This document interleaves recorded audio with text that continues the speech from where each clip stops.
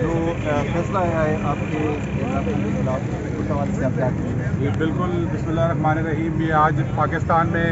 انصاف کے ساتھ ایک کھلواڑ کیا گیا ہے، اور وہ لیڈر جو اس وقت پورے پاکستانیوں کے دلوں کی دھڑکن ہے، اور جس کو پاکستانی پچھلے 50 سال سے جانتے ہیں، اس کی ایمانداری کو بھی جانتے ہیں، اس کی دیانتداری کو بھی جانتے ہیں، اور ان چوروں ڈاکوں کو بھی جانتے ہیں جنہوں نے اس ملک کو لوٹا ہے، اور وہ آج کھلے پھر رہے ہیں۔ اور جو ایماندار لیڈر ہے اس کے اوپر تہمت لگا کر اس کو ڈسکوالیفائی کیا گیا ہے۔ آج آپ دیکھ رہے ہیں کہ سارے پاکستان میں سارے شہر جو ہیں وہ بند پڑے ہیں، اور لوگ سراپا احتجاج ہیں اس چیز کے خلاف، اور انشاءاللہ ہم اس امپورٹڈ حکومت کو بھی نہیں مانتے، اور ایسے فیصلوں کے خلاف بھی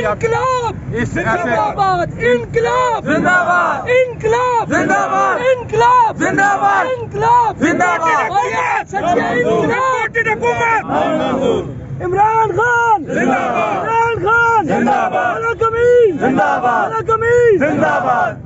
عمران خان صاحب اس وقت بڑے مطمئن ہیں،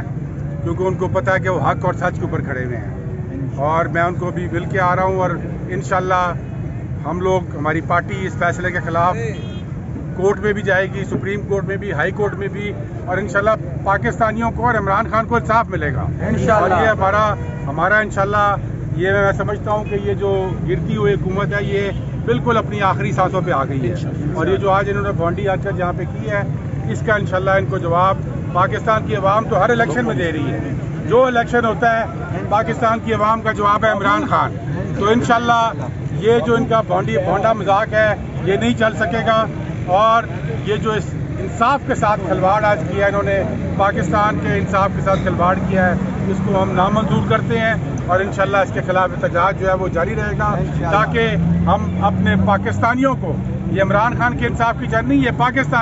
پاکستانیوں کے لیے انصاف کی جنگ ہے، اور پاکستانیوں کو ہم نے انصاف بھی دلانا ہے، اور انشاءاللہ حقیقی آزادی بھی دلانی ہے۔